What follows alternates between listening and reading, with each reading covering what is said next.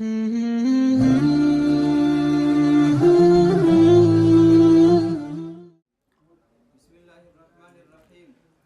اللہ الرحمن الرحیم. حدیث نمبر 1014. عن ابي هريره رضي الله عنه قال قال رسول الله صلى الله عليه وسلم ان احدكم اذا قام يصلي جاء الشيطان فلبس عليه حتى لا يدري كم صلى فاذا وجد ذلك احدكم فليسجد سجدتين وهو جالس. حضرت ابو ہریرہ رضی اللہ عنہ سے روایت ہے، نبی صلی اللہ علیہ وسلم نے فرمایا تم میں سے جب کوئی شخص نماز پڑھنے کے لیے کھڑا ہوتا ہے تو شیطان آ کے اس پہ نماز ملتبس کر دیتا ہے. 2 رکعتیں پڑھی ہیں، 3 پڑھی ہیں، وہ پتہ ہی نہیں چلتا اس کو کتنی رکعتیں پڑھی ہیں. جب وہ کوئی شخص یہ چیز محسوس کرے تو اس کو چاہیے کہ بیٹھے ہوئے جب تحیات کے لیے بیٹھے تو 2 سجدے کرے. اس کو سجدہ سہو کہتے ہیں. یہ پوری حدیث نہیں ہے، پوری حدیث میں آتا ہے کہ شک کو چھوڑ دے، یقین پر بنا کرے. یعنی 3 اور 4 رکعتوں میں اگر شک ہوا ہے تو یوں سمجھے کہ 3 رکعتیں ہیں، سمجھتے ہو؟ 2 اور 1 رکعت میں اگر شک ہوا ہے تو سمجھے کہ 1 رکعت ہے، اور آخر میں سجدہ سہو کرے. سجدہ سہو کرے گا تو اگر اضافہ ہو گیا تو سجدہ سہو سے تلافی ہو جائے گی، ٹھیک ہے نا. اور اگر اضافہ نہیں ہوا تو یہ 2 سجدے رغم للشیطان، شیطان کی ناک خاک آلودہ کریں گے، سمجھتے ہو؟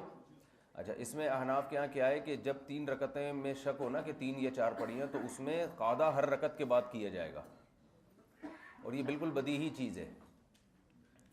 اس لیے کہ جب 3 اور 4 رکعتوں میں شک کی بیس پہ یہ سمجھا جا رہا ہے کہ 3 ہے تو یہی تو قاعدے میں بھی تو یہی شک ہو رہا ہے نا کہ اب ہم نے اس رکعت کے بعد قاعدہ کرنا تھا یا اگلی رکعت کے بعد. تو اسی حدیث سے دلالتاً یہ بات ثابت ہوتی ہے کہ قاعدہ میں بھی یہی کرنا پڑے گا، کہ آپ کو ایک اضافی قاعدہ کرنا پڑے گا کہ ہو سکتا ہے آپ یہ سوچ کے کہ تیسری رکعتیں ہو سکتا ہے یہ چوتھی ہو، تو چوتھی رکعت کے بعد تو قاعدہ فرض ہے، تو 2 قاعدے ہو جائیں گے آپ کے. سمجھتے ہو؟ آپ 2 رکعتیں پڑھ رہے ہو، آپ کو شک ہے کہ 1 رکعت ہوئی ہے کہ 2 رکعت ہوئی ہے، تو 1 کے بعد آپ بیٹھو گے، ہو سکتا ہے کیونکہ یہ ممکن ہے کہ یہ دوسری ہو، پھر یعنی ہر رکعت کے بعد قاعدہ بھی کرنا پڑے گا اور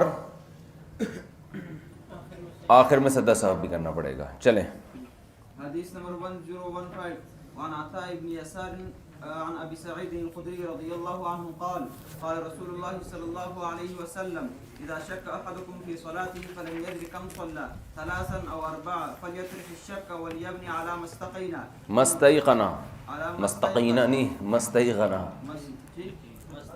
آپس کی بات. چلیں.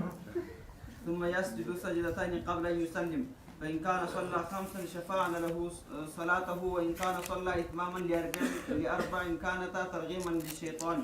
جی ہاں، حضرت عطاء بن یسار فرماتے ہیں ابو سعید خدری رضی اللہ عنہ سے کہ نبی صلی اللہ علیہ وسلم نے فرمایا جب تم میں سے کوئی شخص نماز میں شک واقع ہو جائے، اسے پتہ نہیں چل رہا کتنی پڑھی ہیں، 3 پڑھی ہیں کہ 4 پڑھی ہیں، تو شک کو چھوڑ دے اور یقین پر بنا کرے، جو جتنی رکعتوں کا یقین ہے اس پر آگے نماز پڑھے.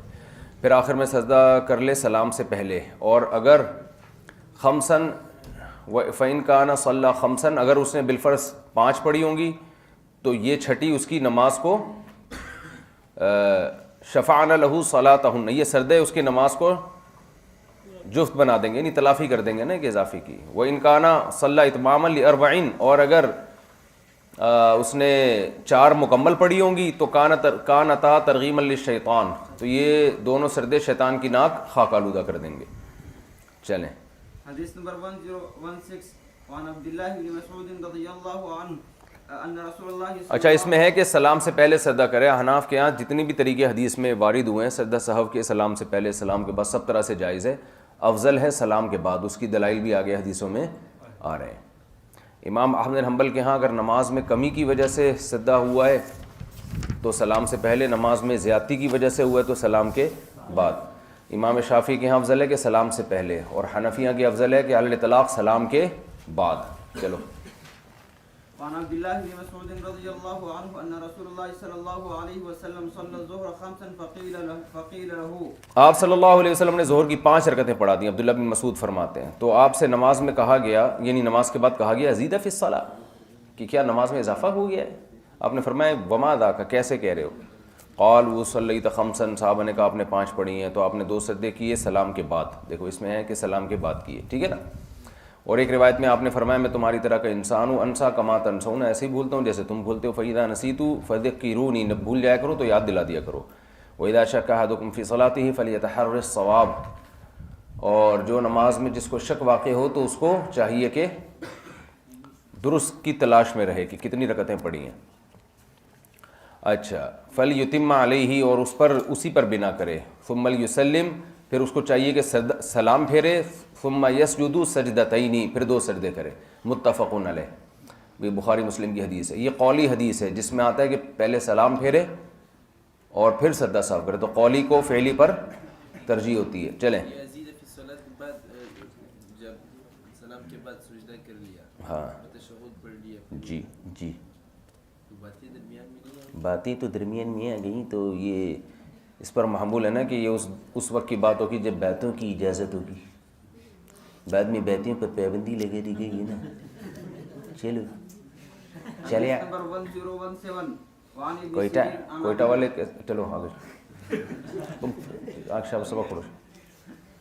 وعن ابن سيرين عن ابي هريره رضي الله عنه قال صلى بنا رسول الله صلى الله عليه وسلم احدى صلاتي العشي قال عشاء، ہاں عشی ہی ٹھیک ہے صحیح. قال ابن سيرين قد سماه ابو هريره ولكن نسيت انا قال فصلى بنا ركعتين ثم سلم فقام الى خشبه معروضه في المسجد فاتكأ عليها كأنه غضبان ووضع يده اليمنى على اليسرى وشبك بين اصابعه ووضع خده الايمن على ظهر كفيه اليسرى کفائہ نہیں کفیہ الیسریٰ. كفيه اليسرى وخرجت سرعان القوم. ابن سیرین کہتے ہیں حضرت ابو ہریرہ رضی اللہ عنہ سے روایت ہے کہ نبی صلی اللہ علیہ وسلم نے ہمیں مغربی عشاء کی نماز میں سے کوئی نماز پڑھائی.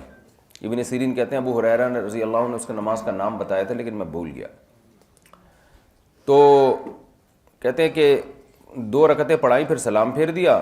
سلام پھیرنے کے بعد آپ ایک مسجد میں ایک لکڑی رکھی ہوئی تھی اس کی طرف گئے اور اس پہ ٹیک لگائی جیسے کہ آپ غضبناک ہو، کسی بات میں رنجیدہ تھے آپ. وضع یدہ الیمنی علی الیسریٰ، آپ نے دائیں ہاتھ کو بائیں ہاتھ پہ رکھا. وشبک بین اصابعہ، اور اپنی انگلیوں کو ایسے تشبیک کی اس میں. ووضع خدہ الایمن علی ظہر کفہ الیسریٰ، اور اپنے دائیں رخسار کو بائیں ہاتھ کی پشت پہ رکھا. پوری کیفیات دیکھو کیسے بیان کر رہے ہیں. وخرجت سرعان القوم من ابواب المسجد فقالوا قصرت الصلاۃ، جو جلدی نکلنے والے لوگ تھے مسجد کے دروازے سے نکل لیے اور کہنے لگے کہ بھائی نماز میں کمی کر دی گئی ہے، آئندہ سے الحمدللہ 2 رکعتیں ہوا کریں گی. ٹھیک ہے نا، مبارک. وفی القوم ابو بکر وعمر فہاباہ ان یکلماہ، لوگوں میں ابو بکر اور عمر بھی تھے جو صف میں ظاہر ہے سب سے پیچھے بیٹھے ہوتے تھے، یعنی نبی کے بالکل پیچھے. وہ اس بات سے خوفزدہ تھے کہ اس بارے میں نبی سے بات کریں. ایک رعب تھا، جلال تھا، کیونکہ نبی صلی اللہ علیہ وسلم نے غیر ضروری سوالات سے منع کیا ہوا تھا. تو صحابہ تو اس کے پابند تھے نا کہ جو نبی کر رہے ہیں آپ کر لیں. تو ان کو اس بات سے ڈر تھا کہ ہم ایسا نہ ہو نبی سے پوچھیں آپ کہیں کہ بھئی تو کیوں سوال پوچھ کے پابندیاں لگا رہے ہو، بس جو مجھے عمل کرتے ہوئے دیکھو وہ عمل شروع کر دو.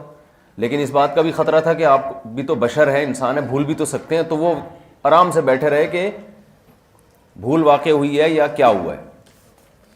اچھا وفی القوم رجل فی یدیہ طول، دیکھو سارے صحابہ خاموش بیٹھے ہوئے ہیں. اس کا مطلب ہے کہ سوال تو کرنا ہے لیکن ادب کو بھی ملحوظ رکھنا ہے کہ پہلے سوچنا ہے اچھی طرح یہ سوال کرنے کا بھی ہے یا نہیں ہے. آج اس کو کمال سمجھا جاتا ہے جو منہ میں آئے پھوڑ دو بس. یہ کوئی کمال نہیں ہے. یہ بھی کمال نہیں ہے کہ جو سوال بنتا ہے وہ بھی نہ پوچھو، اور یہ بھی کمال نہیں ہے کہ ہر بات بے تکی پوچھنا شروع کر دو. تو صحابہ اس بات سے خوفزدہ ہوتے تھے.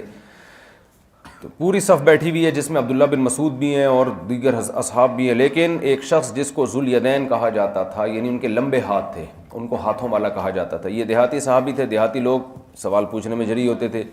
قال یا رسول اللہ انسیت ام قصرت الصلاۃ، یا رسول اللہ آپ کیا بھول گئے ہیں یا نماز میں کمی کر دی گئی ہے؟ فقال لم انسا ولم تقصر، آپ نے فرمایا نہ میں بھولا ہوں اور نماز میں کمی ہوئی ہے. اب دیکھو پھر تو اب اور صحابہ خوفزدہ ہو گئے ہوں گے، بھائی اب تو سوال بنتا ہی نہیں ہے، نہ تو میں بھولا ہوں اور نہ نماز میں کمی، اس کا مطلب نمازیں آئندہ سے اتنی ہوا کریں گی. لیکن ان صحابی نے کہا کہ کچھ تو ہوا ہے، یعنی یا تو بھائی منسوخ ہو گئی پچھلی رکعتیں، اب آئندہ سے 2 ہی ہوا کریں گی. قصرت کا مطلب یہ کیسے ہو سکتا ہے کہ نہ بھولے نہ نماز میں کمی ہوئی. فقال اکما یقول دوسری حدیث میں آگے آ رہا ہے کہ ان صحابی نے فرمایا قد کان بعض ذالک، کچھ تو ہوا ہے. تو جب اتنے مضبوط لہجے میں انہوں نے کہا تو نبی نے غور کرنا شروع کیا اور صحابہ سے پوچھا اکما یقول ذوالیدین، جو یہ ہاتھوں والے ذوالیدین جو ہیں یہ کہہ رہے ہیں کہ کیا ہے یہی ہوا ہے؟ فقالوا نعم، آپ نے صحابہ نے کہا ہاں ایسا ہی ہوا. تو کتنی زبردست دلیل ہے نبی کے بشر ہونے کی کہ یاد دلانے پر بھی آپ صلی اللہ علیہ وسلم کو یاد نہیں آیا. یہ نبی، یہ ایسے واقعات اس لیے سیرت میں ہوئے ہیں کہ لوگ آپ کی حیثیت کو حد سے بڑھا نہ دیں، ورنہ یاد دلانے پر تو یاد آ ہی جاتا ہے نا. تو آپ کو یاد دلانے پر بھی آپ نے کتنے مضبوط لہجے میں کہا کہ کچھ بھی نہیں ہوا. پھر ان صحابی نے کہا تو آپ نے کفر کا فتویٰ نہیں لگایا کہ میں کہہ رہا ہوں کچھ نہیں ہوا اور تم نبی کی بات پہ کہہ رہے ہو کہ کچھ تو ہوا ہے. صحیح ہے نا. یہ جو جاہل پیر ہوتے ہیں یہ تو ایسے ہی ہے نا، ان کی غلطی پہ کوئی تنبیہ کر دے، ایک دفعہ یہ کہتے ہیں ہم سے غلطی نہیں ہوئی ہے، تو پھر دوسرا کہے گا تو یہ تو غلط کہہ لیں میں پیر ہو کے غلط بات کر سکتا ہوں کہ میں بول رہا ہوں کہ کچھ نہیں ہوا ہے. لیکن نبی کی تواضع دیکھیں، جب انہوں نے اتنے جزم کے ساتھ کہا ہے تو آپ کو شک ہوا بھائی اتنے اعتماد کے ساتھ کہہ رہے ہیں کچھ تو ہوا ہے. قد کانا بعض ذالک، قد کانا لازماً کچھ تو ہوا ہے. قد کانا جو ہے نا پریزنٹ پرفیکٹ ٹینس ہوتا ہے. ہاں جیسے آئی ہیو گون، میں جا چکا ہوں، یعنی یہ کام کمپلیٹ ہو چکا ہے. چکا چکا نہیں آتا ہر جگہ. یہ اردو میں تو چکا چکا کا ترجمہ کیا، پریزنٹ پرفیکٹ کی صحیح تعبیر نہیں ہے. یہ بعض جگہ چکا آتا ہے بعض جگہ نہیں بھی آتا، یعنی جو چیز کمپلیٹڈ ہے نا. تو نبی نے فرمایا کہ انہوں نے کہا کہ ہوا ہے، تو آپ نے فرمایا، صحابہ سے پوچھا ہاں بھئی ایسے ہی ہے جیسے انہوں نے فرمایا. ہاں آپ آگے بڑھے اور جو نماز چھوڑی تھی مکمل کی، پھر سلام پھیرا. ثم کبر وسجد مثل سجودہ، پھر آپ نے تکبیر کہی اور سجدہ کیا جیسے پہلے جیسے سجدہ کرتے تھے، او اطول یا اس سے بھی زیادہ. ثم رفع راسه وکبر ثم کبر وسجد مثل سجودہ، دوبارہ اسی طرح سجدہ کیا بلکہ اس سے بھی لمبا. ثم رفع راسه وكبر فربما سألوه ثم سلم فيقول، پھر بعض لوگ کہتے ہیں کہ پھر اس کے بعد آپ نے سلام بھی پھیرا. یعنی یہ بات لوگ ابن سیرین سے یا ابو ہریرہ سے پوچھتے تھے، ابن سیرین سے. فیقول نبئت ان عمران ابن حسین قال ثم سلم متفق علیہ. تو ابن سیرین کہتے ہیں کہ میں نے عمران ابن حسین رضی اللہ عنہ سے پوچھا تھا، انہوں نے کہا تھا کہ ہاں نبی نے سلام پھیرا تھا، یعنی دوبارہ بھی سلام پھیرا ہے نماز ختم کرنے کے لیے. متفق علیہ. وفی اخرى لہما، دوسری روایت میں فقال رسول اللہ صلی اللہ علیہ وسلم بدل لم انس ولم تقص. تو کہ امام حنیفہ کا موقف سلام کے بارے میں کتنا مضبوط ہے. کتنی ساری حدیثوں میں آتا ہے کہ سلام پھیر کے سجدہ سہو کیا آپ نے.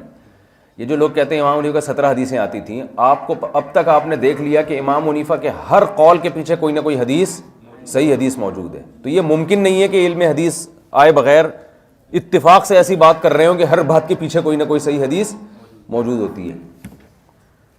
اچھا میرے بھائی، اور یہ وہ دور ہے امام بخاری کے والد بھی پیدا نہیں ہوئے تھے، یعنی محدثین سے بہت پہلے کا دور ہے.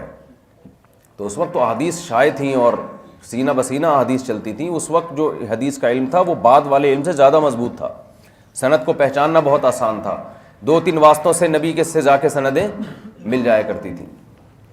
اس پر لوگ اشکال کرتے ہیں کہ امام حنیفہ سے حدیثیں کیوں منقول نہیں ہیں امام اور فلاں امام سے. تو یہ خوب سمجھ لیں کہ امام بخاری، امام مسلم نے احادیث جو نقل کی ہیں ان میں یہ نہیں کہا کہ جتنی سندوں سے جتنی حدیثیں ہیں وہ ساری نقل کرنی ہیں. مشہور ائمہ سے تو انہوں نے مجتہدین سے حدیثیں اکثر لی نہیں ہیں.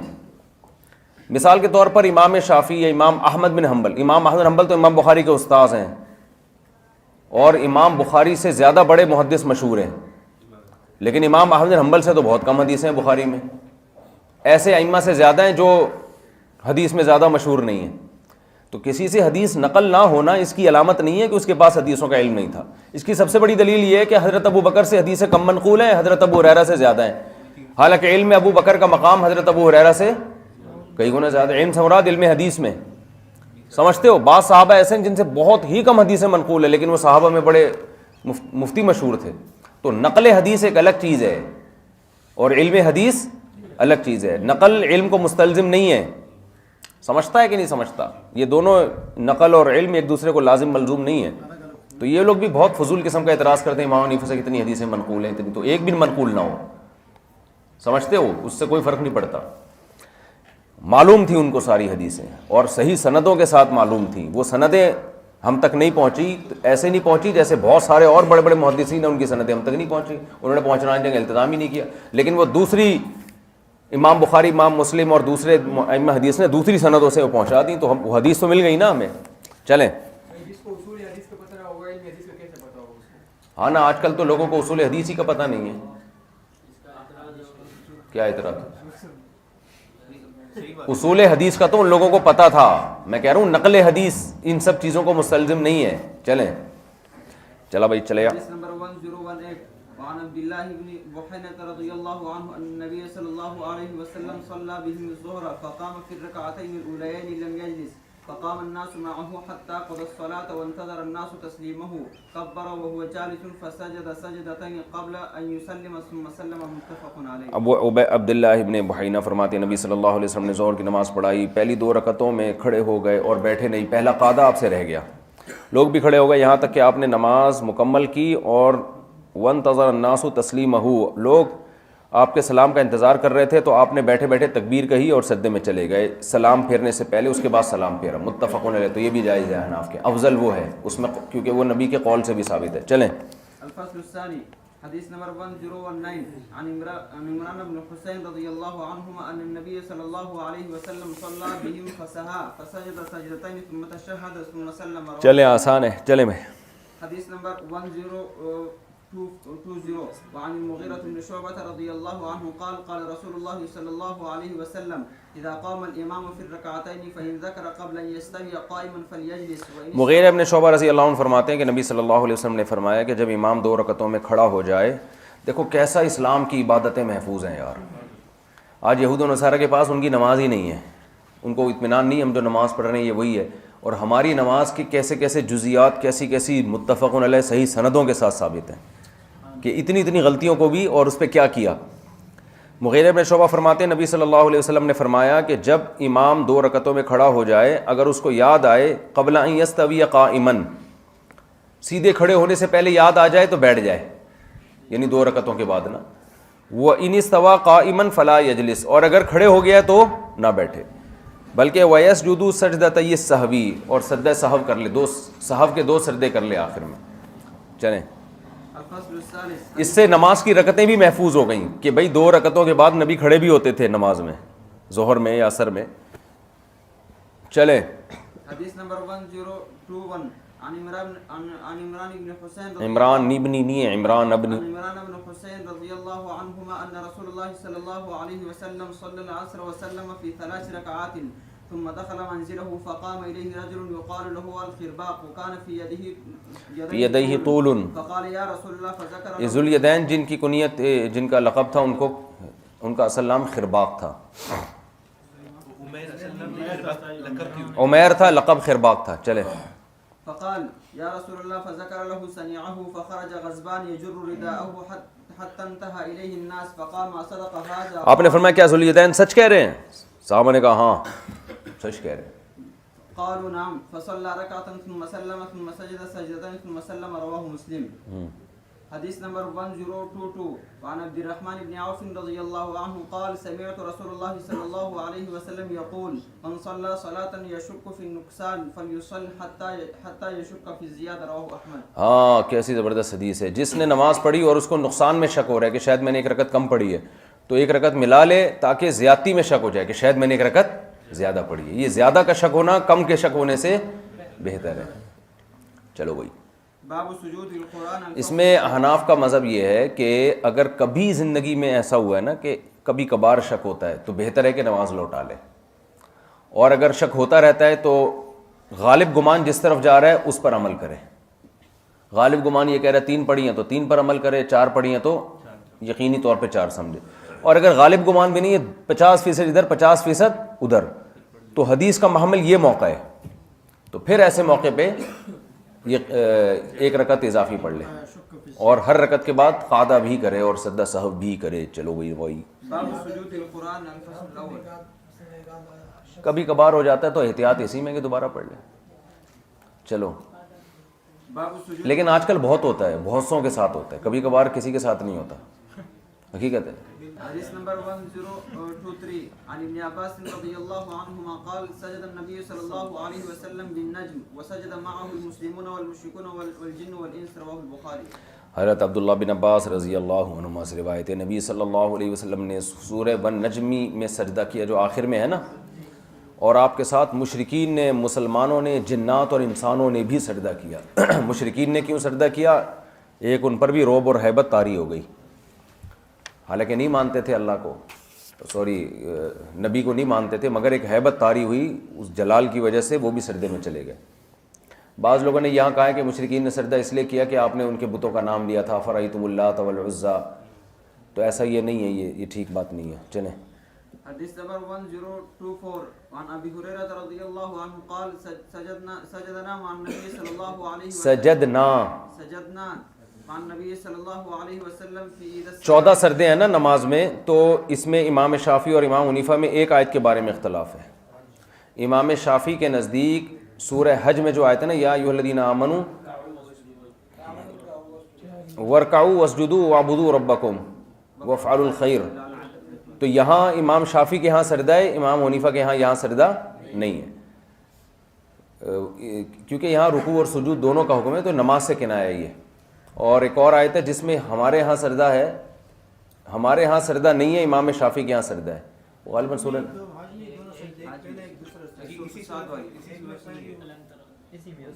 ہاں حج میں، سورہ حج میں 2 سجدے ہیں، تو ہمارے ہاں پہلی والی آیت پر ہے، دوسری پہ نہیں ہے، اور امام شافعی کے ہاں دوسری پر ہے، پہلی پر نہیں ہے۔ نہیں یار، امام شافعی کا سورہ صاد والا نہیں ہے، یہ صحیح کہہ رہے ہیں۔ چلیں سورہ صاد والا نہیں ہے، چلیں دونوں کے اوپڑے اوپڑے دلائل ہیں۔ حدیث نمبر 1025 وعن ابن عمر رضی اللہ عنہما قال كان رسول الله صلى الله عليه وسلم يقرأ السجدة ونحن عنده فيسجد ونسجد معه فنزدحم حتى ما يجد أحدنا لجبهته موضعا يسجد عليه۔ سبحان اللہ۔ حضرت عبداللہ بن عمر فرماتے ہیں نبی صلی اللہ علیہ وسلم جب سجدے والی آیت پڑھتے تو ہم آپ کے پاس ہوتے تو آپ سجدہ کرتے اور ہم بھی آپ کے ساتھ سجدہ کرتے، اور اتنے لوگوں کا ہجوم اکٹھا ہو جاتا کہ کسی شخص کو سر زمین پہ ٹکانے کی جگہ نہ ملتی۔ اچھا، جمہور سے امام حنیفہ کا اس میں بھی اختلاف ہے۔ جمہور کے نزدیک سجدہ تلاوت سنت مؤکدہ ہے، امام ابو حنیفہ کے نزدیک واجب ہے۔ سمجھتے ہو؟ دلیل دونوں میں سے واضح طور پہ دلیل کسی کے پاس بھی نہیں ہے۔ امام ابو حنیفہ کا اصول ہے، اس اصول پر انہوں نے اس مسئلے کی بنا رکھی ہے کہ عبادات میں احتیاط کا پہلو لازم ہے۔ تو فرض تو اس لیے قرار نہیں دیا کہ اس کے دلائل قطعی نہیں ہے، لیکن واجب قرار دیا، کیونکہ واجب ایک اصطلاح ہے نا جس کا مطلب اس کے لازم تو ہے لیکن دلیل ظنی سے، تو عبادات میں احتیاط واجب ہے، اور یہ صحابہ کا شوق اور یہ سب چیزیں دیکھ کے بھی پتہ چلتا ہے۔ چلیں حدیث نمبر 1026 وعن زید بن ثابت۔ اور دوسری بات، جن احادیث میں سجدہ تلاوت والی آیت آئی ہے اس میں سجدہ نہیں کیا، تو وہ جمہور کا مستدل ہے، دیکھو یہاں سجدہ نہیں کیا آپ نے، تو اس سے پتہ چلتا ہے کہ لازم نہیں ہے۔ لیکن حناف کہتے ہیں کہ علی الفور سجدہ واجب نہیں ہے، یہ کوئی واضح دلیل نہیں ہے۔ یہ بھی ممکن ہے آپ کا وضو نہ ہو اس وقت، یہ بھی ممکن ہے کہ اس وقت کراہت مکروہ وقت ہو، یہ بھی ممکن ہے کہ اس وقت آپ نے سجدہ نہ کیا بعد میں کر لیا ہو، تو بہت سارے احتمالات ہیں۔ تو احتیاط کے پہلو کو عبادت میں ترجیح دی جاتی ہے، کیونکہ ہم پیدا عبادت کے لیے ہوئے ہیں، سمجھتے ہو؟ چل میرے بھائی۔ وعن زید بن ثابت رضی اللہ عنہ قال قرأت على رسول اللہ صلی اللہ علیہ وسلم والنجم فلم يسجد فيها متفق علیہ۔ حدیث نمبر وہی بات ہے، سورہ نجم میں سجدہ نہیں کیا تو ہم اس کی وہی تعویل کرتے ہیں۔ حدیث نمبر 1027 وعن ابن عباس رضی اللہ عنہما قال سجدۃ الصاد ليس من عزائم السجود وقد رأيت النبي صلی اللہ علیہ وسلم۔ عبداللہ بن عباس فرماتے ہیں سورہ صاد میں سجدہ لازم نہیں ہے، من عزائم السجود نہیں ہے، لیکن یہ ان کی اپنی رائے ہے، دوسرے صحابہ کی رائے اس کے خلاف ہے۔ آگے ان کی حضرت مجاہد کی رائے جو مشہور تابعی تھے وہ ان کے خلاف آ رہی ہے، وہ بھی اسلاف میں سے ہیں۔ تو کہتے ہیں لیکن میں نے نبی کو دیکھا کہ آپ نے سورہ صاد میں سجدہ کیا ہے۔ وفی روایت قال مجاہد قلت لابن عباس انسجد فی صاد فقرأ ومن ذریته داود وسلیمان۔ دیکھو عبداللہ بن عباس ہی کی رائے دوسری آ گئی اس بارے میں۔ حضرت مجاہد کہتے ہیں کہ میں نے ابن عباس سے پوچھا کہ کیا ہم سورہ صاد میں سجدہ کریں گے، تو آپ نے آیت تلاوت کی ومن ذریته داود وسلیمان، وہ نہیں قرآن میں آیت آگے فرماتے فبی ہداہ مقتدی، تو انہی کی ہدایت کی اے نبی آپ بھی اقتدا کریں، انہی کے پیچھے چلیں۔ تو اس کا مطلب عبداللہ بن عباس اس سے استدلال کر رہے ہیں کہ جب نبی کو حکم دیا جا رہا ہے کہ آپ نے ان پیغمبروں کی اتباع کرنی ہے، تو ہمیں بھی تو اتباع حکم دیا جا رہا ہے۔ تو داؤد علیہ السلام نے اگر سجدہ کیا ہے تو ہمیں بھی حکم ہے کہ ہم کیا کریں، سجدہ کریں۔ فقال نبیکم ممن امر ان یقتدی بہ، فقال ابن عباس نے فرمایا نبیکم ممن امر، تمہارے نبی ان لوگوں میں سے ہیں جن کو حکم دیا گیا کہ ان پیغمبروں کی اتباع کرنی ہے، تو ہم تو بطریق اولا ہم نے اتباع کرنی ہے۔ چلیں الفصل الثانی حديث نمبر 1029 عن عمرو بن العاص رضي الله عنه قال أقرأني رسول الله صلى الله عليه وسلم 15 سجدة في القرآن منها 3 في المفصل وفي سورة الحج سجدتين رواه أبو داود. جی عمرو بن العاص فرماتے ہیں مجھے نبی صلی اللہ علیہ وسلم نے 15 سجدے نماز میں سکھائے، جن میں مفصل میں 3 ہیں، یعنی سورہ نجم میں، سورہ انشقاق میں، اور تیسرا سورہ علق میں. وفی سورۃ الحج سجدتین، اور سورہ حج میں 2 سجدے ہیں. سورہ حج میں 2 سجدے ہیں. وهذا الحديث قال احمد وابن المبارك واخرج الشافعي سجدة الصاد وابو حنیفة الثانية من الحج قلت واخرج مالك المفصل. یعنی کسی نہ کسی نے کسی حدیث کے ظاہر کو لیا اور دوسری حدیث میں تعویل کی. تو امام مالک رحمہ اللہ تعالیٰ نے ان دونوں سجدوں کا قول کیا، امام شافعی نے پہلی والی میں تعویل کی، دوسری کا قول کیا، امام حنیفہ نے پہلی والی کو لیا، دوسری میں تعویل کی. چلیں اس حدیث کی سند دیکھنی پڑے گی، رواہ ابو داؤد و ابن ماجہ. چل بھائی تمہارے ذمہ تم کرتے ورتے کچھ ہو نہیں. حضرت کے دور میں میرے ذمہ کام لگا ہوا تھا، جب بھی کوئی حدیث کی تخریج کرنی ہوتی، سند تحقیق کرنی ہوتی تو میرے ذمہ کام تھا، تو میں اس کو کتابوں میں تلاش کرتا. مجھے ابھی تک ایک راوی کا نام حضرت نے کہا کہ تبلیغ والے جو حدیث بیان کرتے ہیں نا، علم کی ایک مسئلہ سیکھنا 1000 رکعت نفل سے بہتر ہے، تو یہ حدیث نکالو اس کی کیا. تو میں نے جب تحقیق کی تو اس میں راوی تھا علی ابن زید ابن جدعان، اس کا نام ابھی تک مجھے یاد ہے. تو میں نے حضرت کو لکھ کے دیا کہ یہ ایسا راوی ہے جس کی کسی نے بھی توثیق نہیں کی ہے، اور میرے الفاظ تھے، احقر کے الفاظ تھے کہ اس کے پیچھے سب ہاتھ دھو کے پڑے ہوئے ہیں. استغفر اللہ، سے کہنا نہیں چاہیے. یعنی سب نے اس کو ضعیف قرار دیا. اور بالآخر ابن حجر کا خلاصہ بھی یہی ہے کہ یہ آپ کو بتائے اس بارے میں سب ابن حجر کی تقلید کرتے ہیں علم حدیث میں. علامہ ابن حجر رحمہ اللہ تعالیٰ جو شافعی تھے، ہاں، تو حتیٰ کہ البانی رحمہ اللہ ہو گئے، جتنے لوگ جتنے اس دور کے ہوں، جب ابن حجر نے تحقیق مکمل کی ہے نا تو اب سب کا مبنا وہی ہے. لیکن اس حدیث کی تائید میں ایک دوسری حدیث بھی ہے کہ الفقیہ اشد من الف عابد. وہ تو ٹھیک ہے، فقیہ علم کی فضیلت عابد پر دوسری صحیح حدیث سے ثابت ہے، لیکن یہ والی حدیث کے 1 رکعت کا 1000 رکعت مسئلہ وہ جو ہے وہ ثابت نہیں ہے. پھر حضرت نے یہ بیان کرنا چھوڑ دی. چل بھائی حدیث نمبر 1030 وعن عقبة بن عامر رضي الله عنه قال قلت يا رسول الله فضلت سورة الحج بأن فيها السجدتين قال نعم ومن لم يسجدها فلا يقرأهما رواه ابو داود. عقبہ بن عامر فرماتے ہیں میں نے عرض کیا یا رسول اللہ کیا سورہ حج کو اس لیے فضیلت دی گئی ہے اس میں 2 سجدے ہیں؟ آپ نے فرمایا ہاں، اور جو ان دونوں کو سجدہ نہ کرے، جو ان دونوں آیتوں پہ سجدہ نہ کرے وہ اس سورت کی تلاوت ہی نہ کرے. لیکن امام ترمذی کہتے ہیں حدیث لیس اسنادہ بالقوی، اس کی سند قوی نہیں ہے. چلو حدیث نمبر 1031 وعن ابن عمر رضی اللہ عنہما عن النبی. غالباً امام شافعی جیسے محدث نے جب سورہ سجدہ کی 2 سجدوں کا انکار کیا سورہ حج کی تو یقیناً حدیث ضعیف ہوگی. سمجھتے ہو؟ کیونکہ ابو داؤد کی حدیث ہے اور امام شافعی کیسے انکار کر سکتے ہیں؟ وہ تو بہت بڑے محدث تھے. چلیں وعن ابن عمر رضی اللہ نہیں، ان کے ہاں دونوں ہیں، ہمارے ہاں ایک سجدہ اس میں. چلو دیکھ کے آؤ. وعن ابن عمر رضي الله عنهما أن النبي صلى الله عليه وسلم سجد في صلاة الظهر ثم قام فركع فرأوا أنه قرأ تنزيل السجدة رواه أبو داود. عبداللہ بن عمر فرماتے ہیں نبی صلی اللہ علیہ وسلم نے ظہر کی نماز میں سجدہ کیا، پھر کھڑے ہو کر رکوع کیا. فرأوا أنه قرأ تنزيل السجدة، یعنی رکعت کے درمیان میں سجدہ کیا آپ نے. تو صحابہ کا خیال یہ تھا کہ آپ نے سورہ سجدہ کی تلاوت کی ہے اس میں، اس وجہ سے آپ نے سجدہ کیا ہے. چلیں حدیث نمبر 1032 وعنه رضي الله عنه أنه قال كان رسول الله صلى الله عليه وسلم يقرأ علينا القرآن فإذا مر بالسجدة كبر وسجد. یہ مسئلہ جو ہے نا سجدہ تلاوت پہ کس کس کے کیا کیا دلائل ہیں یہ میں انشاءاللہ کل تفصیل سے بتاؤں گا. آج عبارت پڑھ لیں حدیث کی. امام احمد کا کیا مذہب ہے اس بارے میں، امام مالک کا کیا مذہب ہے. چلیں اور ہر ایک کے اوپڑے دلائل. حدیث نمبر 1033 وعنه رضي الله عنه قال ان رسول الله صلی اللہ علیہ وسلم قرأ عام الفتح سجدة فسجد الناس كلهم منهم الراكب والساجد على الارض حتى ان الراكب ليسجد. جس سال مکہ فتح ہوا سجدے والی آیت آپ نے تلاوت کی تو سب لوگوں نے سجدہ کیا، سوار نے بھی اور زمین پر جو سجدہ کرنے والے تھے انہوں نے بھی، یہاں تک کہ جو سوار تھے انہوں نے اپنے ہاتھوں پہ سجدہ کیا. تو سواری پہ بیٹھے بیٹھے بھی سجدہ کیا جا سکتا ہے اگر کوئی سجدہ تلاوت والی آیت سنے. سمجھتا ہے کہ نہیں سمجھتا ہے؟ چلیں. حديث نمبر 10334 وعن ابن عباس رضي الله عنهما أن النبي صلى الله عليه وسلم لم يسجد في شيء من المفصل مستحولا. عبداللہ بن عباس سے روایت ہے نبی صلی اللہ علیہ وسلم نے مفصل صورتوں میں جو سورہ حجرات سے لے کے آخر تک ہوتی ہے نا ان میں کسی میں بھی سجدہ نہیں کیا جب سے مدینہ آئے. لیکن عبداللہ بن عباس ہی کا دوسرا قول اس کے خلاف ہے. سمجھتے ہو؟ چلیں. حدیث نمبر 103 اور بہت ساری احادیث سے ثابت ہے کہ آپ نے مفصل میں سجدہ کیا ہے. چلو. وعن عائشة رضي الله عنها قالت كان رسول الله صلى الله عليه وسلم يقول في سجود القرآن بالليل سجدہ تلاوت والی آیت میں سجدہ تلاوت میں سجدے میں سبحان ربی الاعلی بھی پڑھ سکتے ہیں لیکن نبی سے یہ دعا بھی ثابت ہے. وہ کیا ہے؟ سجدہ وجهي للذي خلقه وشق سمعه وبصره بحولہ وقوتہ. میرا چہرہ سجدہ کر رہا ہے اس ذات کے لیے جس نے اس چہرے کو بنایا، اس کی سماعت کو پیدا کیا، اس کی نگاہوں کو پیدا کی. کتنی بڑی نعمت ہے، اتنے سے سر میں اللہ نے ایسے ایسے آلات رکھ دیے.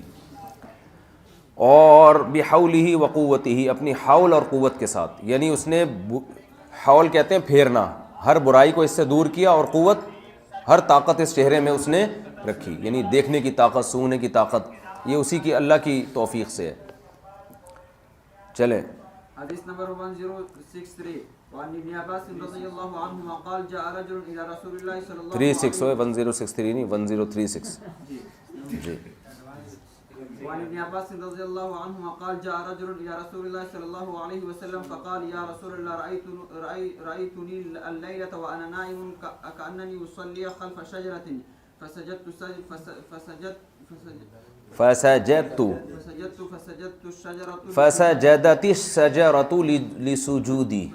الشجرة لسجودي فسمعتها تقول اللهم اكتب لي بها عندك أجرا وحط عني بها وزرا واجعلها لي عندك زخرا وتقبلها مني كما تقبلتها من عبدك داود.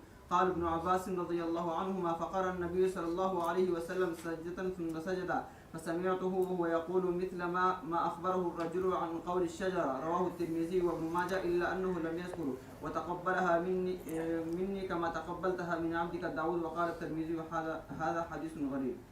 عبداللہ بن عباس رضی اللہ عنہما سے روایت ہے ایک شخص نبی کے پاس آیا، یا رسول اللہ میں نے رات خواب دیکھا کہ میں نماز پڑھ رہا ہوں، درخت کے پیچھے میں نے سجدہ کیا تو درخت نے بھی میرے سجدے کے ساتھ سجدہ کیا، اور میں نے درخت کو یہ کہتے ہوئے سنا کہ درخت سے آواز آ رہی تھی اے اللہ اس سجدے کے ذریعے میرے لیے اجر نیکی لکھ دے اور میرے گناہ کو معاف کر دے، اور اس سجدے کو آخرت میں میرے لیے ذخیرہ بنا دے، اور میرے طرف سے یہ ایسے قبول کر لے جیسے کہ تو نے اپنے بندے داؤد سے قبول کیا.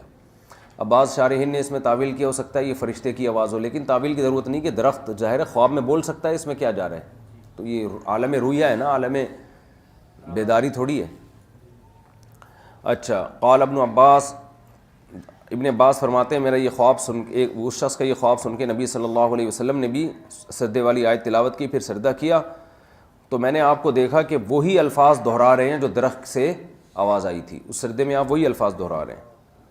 چلو. الفصل الثالث حديث نمبر 1037 عن ابن مسعود رضي الله عنه أن النبي صلى الله عليه وسلم قرأ والنجم فسجد فيها وسجد من كان معه غير أن شيخا من قريش أخذ كفا من حسن أو تراب فرفعه إلى جبهته وقال يكفيني هذا. قال عبد الله رضي الله عنه فلقد رأيته بعد قتل كافر. عبداللہ بن مسعود رضی اللہ عنہ سے روایت ہے نبی صلی اللہ علیہ وسلم نے والنجم اذا ہوا والی صورت پڑھی اور آخر میں سجدہ کیا، اور آپ کے ساتھ جو لوگ بھی تھے، یہ مکہ میں واقع ہوا ہے، جتنے لوگ تھے سب نے سجدہ کیا، یعنی غیر مسلم بھی تھے اس میں، مشرکین بھی تھے، سب نے سجدہ کیا. غیر ان شیخا من قریش، قریش کا ایک سردار تھا، بڑا آدمی تھا، اس نے کیا کیا، اتنا متکبر کہ اس نے سجدہ کرنے کے بجائے زمین سے مٹی اٹھا کے اپنے ماتھے پہ لگا لی کہ میں اپنا سر نہیں جھکاؤں گا، زمین آئے گی اوپر میرے. سمجھتے ہیں نا؟ بعض نے کہا یہ عتبہ بن ولید تھا. فرفعوا الى جبهتي وقال يكفيني هذا، اس نے کہا مجھے اتنا کافی ہے. حضرت عبداللہ بن مسعود فرماتے ہیں میں نے دیکھا کہ کافر ہو کے وہ بعد میں قتل ہوا ہے میدان بدر میں. چلیں. حدیث نمبر 1038 تو کافروں کے بھی قسمیں ہیں نا، کچھ کافر ہوتے ہیں جن میں ذرا تواضع ہوتی ہے، تو وہ مشرکین مکہ ہو کے اللہ کا نام آیا تو انہوں نے کہا چلو اللہ کو تو سب مانتے ہیں، سجدہ کر لو. تو ہاں مشترکات میں سے کتنی پیاری بات کی ہے کہ بھئی اللہ کو تو ہم بھی مانتے ہیں، مسلمان بھی مانتے ہیں، سب مانتے ہیں، تو سجدہ کرنے میں کیا جا رہا ہے. چلو. ولید ابن عقبہ نہیں، امیہ ابن خلف. چلیں. بخاری کی روایت میں آتا ہے امیہ ابن خلف تھا وہ. وعن چلے. ابن عباس رضی اللہ عنہما قال ان النبي صلی اللہ علیہ وسلم سجد في الصاد وقال سجدها داود توبة ونسجدها شكرا. سورہ صاد میں آپ نے سجدہ کیا. اب صاد میں جو راجح قول کے مطابق سجدہ ہے نا وہ فغفرنا له ذلك وان له عندنا لزلفى وحسن مآب. یہاں پر ہے سجدہ. سمجھتے ہو لوگ پچھلی والی آیت پہ کرتے ہیں تو اگلی آیت پہ کرنا چاہیے. تو عبداللہ بن عباس فرماتے ہیں نبی صلی اللہ علیہ وسلم نے سورہ صاد میں سجدہ کیا اور فرمایا کہ داؤد علیہ السلام نے اس آیت میں توبہ کا سجدہ کیا اور ہم شکر کا سجدہ کر رہے ہیں. شکر کس بات کا؟ کہ اللہ نے داؤد علیہ السلام کی توبہ قبول کی. وہ ایسے غلطی ان سے کیا ہوئی تھی، دو بندوں کے درمیان فیصلہ کیا تھا، وہ فیصلہ غلط ہو گیا تھا، تو سلیمان علیہ السلام نے صحیح فیصلہ کیا ان کے بیٹے نے. سمجھتا ہے کہ نہیں سمجھتا ہے؟ سلیمان نے زیادہ بہتر فیصلہ ہیں لکھا ہوا ہے تو گورنمنٹ کی طرف سے لکھنے پر پابندی نہیں ہے نا، آپ اگلی پہ کر لیا کریں. بس میں بتا رہا ہوں نا، آپ لکھا ہوا بعض میں اگلی پہ بھی لکھا ہوا ہوتا ہے. چلو الفصل الثالث. کیا ٹائم ہو رہا ہے یار؟ یہ بہت کم وقت ہے یار. اچھا سر جی اہم مسئلہ موقوف کروا دیا. کیا